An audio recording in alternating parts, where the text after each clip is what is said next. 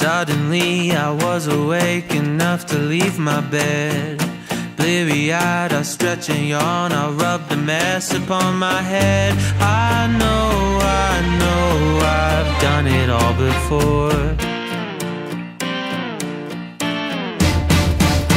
But something changed, I feel attached, my world aligned at last. It's in the stars, it's on my hands, I see it in my looking glass. These eyes I don't recognize, somebody simplified. Breathe in the air, Mother Nature set the pace. Hands in my hair, I fall in love with her embrace. And how the sun can paint a picture on my face. Think I can run 100 miles off of the feeling today.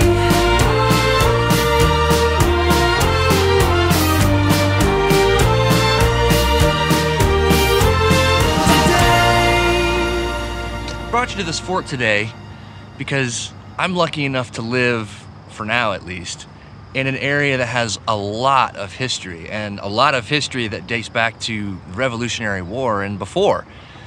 This particular fort was definitely part of the Revolutionary War, and it makes me think about, obviously, traditional grip drumming and where all that stuff comes from, where that style comes from.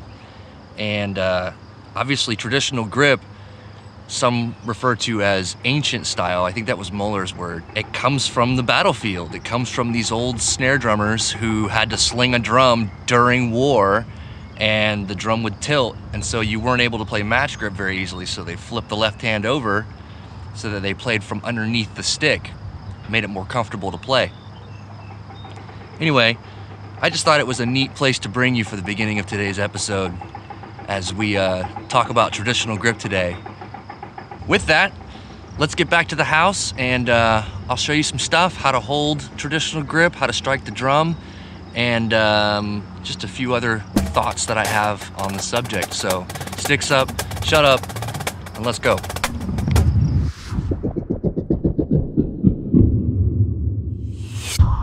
All right, welcome back. When thinking about traditional grip, where do we start? I always tell my students we start with a low hanging arm, something nice and relaxed. All your muscles are relaxed, and obviously this is only your left hand, okay? So for you people who are completely new out there, there's no such thing as a right traditional grip, at least not that I'm aware of. And double traditional grip, negative, don't even think about it. Left hand only. So, drop your hands down at the side. I sometimes find that it's useful to drop both of my hands down at the side because, you know, symmetry. So, drop it down to the side, nice and relaxed. No muscle tension anywhere, shoulders are relaxed, arms are completely flapping in the wind, okay? From there, we're gonna bend at the elbow until our forearm is parallel with the ground. We might make adjustments to that later, but that's different circumstances for different reasons, and for now, that doesn't matter. Right now, it needs to be, I generally tell my students to be parallel to the ground. Your wrist position should be the same as it was when it was relaxed, right? So that means you're not gonna have a wrist that looks like this, because who relaxes like this when they're down at the side, right? If you're letting gravity do its job, your wrist is gonna be, your hand is gonna be dead center with your wrist. It's not gonna be relaxed this way, because that would be fighting gravity, and it's not gonna be relaxed this way, because that would also be fighting gravity. It's gonna hang pretty much dead center right here. My fingers are a little bit curled, my thumb is touching kind of my index finger a little bit, right? Nice and relaxed. That's kind of where my hand naturally falls. And everybody's gonna be slightly different with different tensions in your tendons and different lengths of fingers and different hand sizes and all that stuff. But by and large, most people will fall somewhere close to this, just a completely relaxed. You're not telling your fingers to be straight, you're not crunching down, you're not telling your thumb, none of that. Just completely relaxed. And it'll kind of curl just a little bit normally. And we want your thumb, the top of your thumb, facing the sky, and the part that you would use to chop something with your hand, we want that facing the ground. So this side of your hand towards the ground, and the thumb facing the sky. Nice and relaxed, no extremes in the wrist. From here, we're gonna take the stick, and you remember that first third I talked about in my how to hold sticks video, link up here. That first third, we want to take that first third and put it between this knuckle and this knuckle right here in the web of your thumb and index finger, right there, right where you see that webbing right there. That's where we want that first third to be.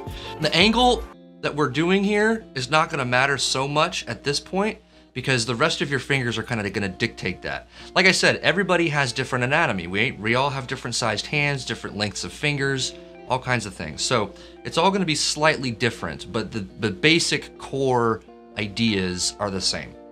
From there, I'm gonna take your thumbprint, all right, and we're gonna put it on top of this first knuckle right here. So we're not gonna put it towards the tip of our finger. We're not gonna put it towards the middle knuckle. We're not gonna put it towards the first knuckle or the back knuckle, this one, the big knuckle. We're not gonna put it on this one because that would just be, that's too much of a stretch. We're not gonna put it on this one. I know some people that do, and it's a little strange for me. It's a little too tight. I have to work harder to get there, and I think that's kind of a little unnatural, at least for me. So what I like to do is I like to tell my students to put their thumbprint on top of the first knuckle. So we're not touching fingerprint to thumbprint. That's not at all what I'm saying. What I'm saying is we're putting it on top. It's almost like we're making a T. You see that T? I'm making a T by putting my thumbprint on top, right on top of there. The other side of that same knuckle goes on top of the stick. So now I have a straight line between the top of my thumb going right through the center of this knuckle, this joint, going right through the center of this joint, and then the bottom side of this joint or knuckle is gonna land on top of the stick. And that's where I'm gonna get the majority of my power from. When it's all lined up, I've got this back area right here, keeping the stick nice and tight, nice and firm right here, right? But then it also pushes up against this first joint right here. See that? So now my stick can't go anywhere, right? But it can go this way, but it can't go this way, which is why I get that power. When I hit the drum, I've got this joint back here, but also this joint up here, cradling the stick, right? That's the same, almost the same idea as the right hand cradling the stick. It's kind of the same here. I'm not squeezing anything. I'm not squeezing back here, and I'm not pushing down or pushing my thumb really hard right here. I'm not doing any of that. I'm putting just enough pressure on there to make sure that I've got it nice and solid, okay? It's not tight at all. It's pretty loose. We're just backing that up right there. From there, we're gonna take that same joint, but on a different finger. It's gonna be on our ring finger this time. We're gonna put that on the underside of the stick. So opposite this one. Check it out. So I've got my first third, thumbprint on top of the first joint. That first joint goes on top of the stick. Sorry, I'm burpy today. First joint goes on top of the stick, see that? And then this joint goes directly underneath, right across there. And with mine, sometimes you can see that there's kind of a straight line between my thumb, the first joint in my index finger, and the first joint in my ring finger going straight through the stick. Now, that's gonna rest on your ring finger, right? When you're not playing, it's resting on your ring finger, and it's gonna have a lot of contact with your ring finger. So the majority of the contact, and in fact, when I was playing heavily, when I was playing all the time, I had a little bit of a callus right here, and I had another one right here. Most traditional players will definitely have a callus right here, somewhere in this ballpark. For me, I like to put it on this knuckle. I've heard about people putting it right here at the front of their finger. I've heard about people putting it between the knuckles, the joints here. For me, it's easiest to put it right here because that's kind of the way my hand is shaped, okay? And that's what we're trying to promote. We're trying to promote the natural ergonomics of your hand, okay? And how it naturally falls. And for me, that's what it is. So, joints lined up. For me, that means there's like a straight line all the way through the stick. With your middle finger, it's the same idea as everything else. I'm not putting any pressure into it. Exactly no pressure. I'm not telling my middle finger where it needs to go. I'm not really telling any of my fingers really where they need to go. I'm just kind of putting the stick inside there, and my middle finger kind of gets out of the way because there's a stick there. That's it. I'm not telling it that it has to be straight. Am I gonna blur this out? I don't know, probably not. But I know a lot of people will say, you know, make a middle finger and put the stick in, and that's No, because what are you doing when you straighten out that middle finger? You guessed it, you're creating tension, and we don't want tension anywhere, so just relax your middle finger. Relax your middle finger, it'll go where it needs to go. Same with the pinky finger. The pinky finger kind of just relaxes and tucks up naturally right up against the ring finger. And that's it. Pretty much, that's it. That's all I do. It's relaxing. I'm not telling my fingers where to go. I'm kind of just putting the stick into my hand in my hand's most natural position. And you'll find that a lot of people are very similar with slight variances, again, because we all have different ergonomics. We all have different sized hands, different sized fingers, and all that stuff. But the core tenets for me is my thumbprint on top of that first joint or knuckle. The stick goes on the bottom of that first joint or knuckle, and then the bottom of the stick goes on the first joint of this here knuckle right here. I just want to take a quick minute to remind you, contact without pressure. You know I'm a big fan of that phrase, and it still holds true with traditional grip, contact without pressure, okay? So right now you can see quite a bit of contact, not as much as when I play with matched grip, but there is quite a bit of contact here, right? Like I've got the back of my hand completely contacting, right? There's not a whole lot of gap here, if any. I don't see much of any gap in here. There's my ring, or my middle finger is on here on the stick. My ring finger's touching. There's quite a bit of contact, but again, no pressure. I'm not squeezing in any place, because when you squeeze, you'll see when you start playing, when you squeeze, since you're putting the stick up against so many bones, much more so than you are in your right hand's got quite a bit of meat right here to absorb a lot of shock. You're putting a lot of bones, thinner skin up against the stick, and so when you play, if you squeeze too hard, you're gonna absorb a lot of shock into those bones. It's gonna hurt, and you're gonna rub calluses and blisters and all kinds of things. I mean, you're gonna get them anyway, but there are some calluses we want and other calluses we don't need. So, like I said earlier, the only calluses I remember ever getting are the ones right here and the one right here. That's it. Contact without pressure. Don't squeeze the stick. We don't need to. Your hand should be in a very, very natural position already, so you don't need to squeeze. The stick will stay there if you set it up just right. With regard to placement, how high should my drum be? Well, this is a little strange, right? Because now our hands are no longer matched, and if you're tilting your drum, that's great. Then you can kind of tilt it in a way and angle it in all kinds of different ways that will support your body's natural ergonomics. In fact, that's what I recommend to my drum set players, the kids that are, my students that are playing primarily drum set. You don't have to match with anybody else. You don't have to look the same as anybody else. You can set that angle of that snare drum to whatever you like. You can set anything on the drum kit to whatever you like, just as long as it supports the natural ergonomics of your body. I recommend that we get the forearm to be level to the ground or parallel to the ground, and then set your angle based on that. And you want the angle to be similar to what it was when we were talking about matched grip. We want to be able to hover just a little bit above the drum, maybe a slight downward angle. Some people say 1 finger between the rim and the drum. Some people say 2 fingers between the rim and the drum. Whatever's comfortable for you. I typically lean towards like 1 inch or so angle between the edge of my stick and the drum and the rim of the drum. Slight downward angle. Just remember that we're shooting for the same angle between the approach angle between your right hand and your left hand. We want it to be the same, or as close as you can get it. If that means that you have to raise your right hand just a little bit to match the angle of your left, that's fine, as long as they both have the same angle. And the angle is not too steep, right? Like, we don't want to be digging into the drum like this. We want it to be relatively flat. I find that myself, I typically will bring my right hand up just a little bit and drop my left hand a little bit below parallel, just because I'm making a compromise between my hands.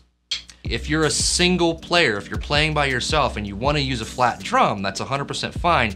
But the cool thing is about that, if you're by yourself, is that you can raise and lower that drum to whatever is comfortable for you. If you're tilting your drum, right, you want to support the same approach angle to the drum as your right hand had. So for me, that looks about like this. Height-wise, I always recommend that my students have their forearms parallel to the ground. So that way we get the same bead area, the area of the bead striking the drum. So if I have my left hand at a higher angle than my right hand, they're gonna sound very different. You can't hear it probably in these microphones. But when you're at home, try it on your pad and you'll probably hear a very different sound, especially on a drum. You'll hear very different sounds the more you angle that left hand, right, in comparison to your right hand. If your right hand's relatively flat and your left hand is way up here like this, you're gonna have two different sounds, and that's not the goal. The goal is for it to sound like one drum. So you wanna angle it in a way that'll support a natural fall in the angle that you already have in your stick, and then kind of find that spot with your right hand as well and try to get them to be the same. If you're a student of the marching arts and you're in a drum line and stuff like that, your angle will be set, you know, probably by the instructor or, you know, the center snare or whoever the section leader is. I never marched in any groups where we had tilted our drums. We actually played with ours flat all the time. If you're tilting your drums, I would say as a drum line, just make sure that all your drums are tilted the same. It'll make your stick heights look a little cleaner, right? Like if somebody has a different angle than somebody else, not only are the drums gonna look weird, but your stick heights may be different. Even though you might be playing the same volume, you might just look different aside from the tilted drum in a different angle. So make sure that all your drums are the same angle, whatever that angle is. Generally, like I said, I like to support the naturalness of the body. Now, if you're in a drum line situation and you guys wanna have leveled drums, you got 6, 7, 8, 9, 10 snare drummers and you want to have level drums all the way across, I think it looks pretty, but not at the cost of someone's playing, right? Like I'm tall, I'm 6'3", and every drum line I was ever in, actually not every drum line, I think we started leveling drums in 2003. I don't think we cared too much in 2002. 2002 Crown, check that out and see if we leveled our drums. I don't think we did. 03 we went for it at Phantom Regiment, but it was, you know, it was pretty extreme because you had a guy like me, 6'3", and then you had other people on the line who were really short, and so those guys were playing pretty high up on their bodies. If you can find some old videos, you'll see the shorter guys had the drums really, really high, which made their elbow lower than their wrist, right? And then you had tall guys like me and Mickey, I think. Mickey was the second guy that was the second tallest guy, I think, in the line. Nick was pretty tall too. Anyway, us taller guys, we had to lower our drums, and that made our wrist below our elbow. Which one's better? I don't really know, because the whole goal of part of the stroke of this is turning your forearm, right? So if you're adding an angle to your forearm, you're just adding complexity to your rotation. So it's got to be strange if I've never actually played too much with my wrist above my elbow. I've played mostly with my wrist below my elbow because I'm so tall. Try to be cognizant, right, of the other players in the line and how tall they are. And keep in mind that taller players are gonna have a difficulty moving their legs if they lower their drum too much. So at the end of the day, I think nowadays I'm starting to see a lot of lines, they get close, right? But they may have one or two players in the group, if it's a short person or a tall person, one or two players in the group that have theirs a little higher or a little lower. I think in 04 I might have worn mine just a little bit higher than everybody else just because I was just taller and I was like, I'm not doing this anymore. Just make sure that you can get the angles of your sticks the same, right? The downward angles, the approach angle to your drum, the same, without having any kind of extreme in your left hand. You don't want your left wrist to be too far above your elbow, but you don't want your left wrist to be too far below your elbow either. You want to keep it somewhere in that middle range, that parallel to the ground range if you can. When talking about angles, right, of the sticks in relation to each other, you're going to have a lot more freedom of motion with your right stick than you will your left stick. Now, the left stick can be manipulated by how you decide to hold your left stick. If you set it up the way that I've shown you, then the angle will kind of already be there, and it'll be pretty dang close to what you actually want. If you take your thumb, this thing, and you put it closer to this knuckle, that's gonna have a dramatic effect on the angle of the stick, right? It can. And if you push it too far out, then the stick's gonna be able to wobble around, and depending on where you put it on your ring finger, it can also decide the angle of the stick. So if you've kind of gone with my approach, then it should kind of already be there, right? And if you decide to close your hand, if I close my hand, it can also change the angle of the stick, right? Because it's resting on my ring finger, almost like a chopstick. If you start closing your hand, you're gonna start to manipulate the angle of the stick, and we don't necessarily want that. Keep the hand, remember, right where it wanted to be when it was relaxed, and it'll stay pretty much the angle that you want it to be. And so when you put your right hand up, you can just make sure that it's adjusted to be the same angle. When you go to play your first notes, it's gonna come down to a rotation. Okay, it's a rotation of your hand. So if we're starting here at our normal, right, our normal resting place, and we start to rotate our hand, it's almost like you're opening a doorknob, right? Not a handle style, but more of like an actual knob. If I was to reach a doorknob, a round doorknob, like what I have back here, doorknob, reach your hand out as if, you know, in the same position that you would be with this traditional grip, with your thumb kind of facing towards the sky, the top of your thumb facing towards the sky. Reach towards it, you grab it, and you turn the handle. It's similar to that. So basically what we're doing is your forearm is made up of two bones, right? I believe they're called the radius and the ulna. If I'm wrong, someone write a comment and tell me what the bones are. I'm pretty sure the ulna is the one that's underneath and the radius is the one on top. Again, if I'm wrong, someone comment below, I'm sure you will. Anyway, two bones in your forearm, right? And they're pretty much stacked on top of each other when you've got yourself set up the right way. If your bones are next to each other in your forearm, you're not set up the right way. You've already actually maxed out your rotation. So what we're gonna do is, when we start to play, we're gonna rotate our forearm, and that's what's gonna give us the same as our wrist turn in the right hand. It's using your bicep actually to make that rotation happen. You can see my bicep jumping up and down like that. That's what's gonna give you your turn back. You're only gonna get so far on your own, and that's fine. And once you start getting rebound, the force of the stick, and as long as you maintain this grip, the force of the stick is gonna push your whole hand back, right? And as that happens, you're gonna notice that your forearm is gonna lift up ever so slightly. Your wrist is gonna get a little higher than your elbow. And that's totally fine, as long as you're not doing that on purpose, right? Like, you're not making that happen necessarily. We start our stroke from, you know, we turn and you start playing, and the energy you get back will push you out of the way. And what we have to do is we rotate back down to come back and hit the drum again. Try not to let your elbow move forwards and backwards. Your elbow should pretty much stay right by your side as if it was relaxed down here. So try to relax, get that nice same rebound that you do with your right hand. Remember, it's the same with the right hand. We're only pushing down. The stick is pushing us back up, right? So down, down, down, down, down. It's pushing me. And when I get to the top, same with the right hand, I'm rounding around and coming back down. It can be really beneficial to get in front of a mirror to watch your angles to make sure that you aren't slicing. By slicing, I mean coming in or out like this, right? You don't want any slices happening. You want it to go straight up and down as much as possible. So get in front of a mirror and practice this rotation and see if you're slicing either way or not.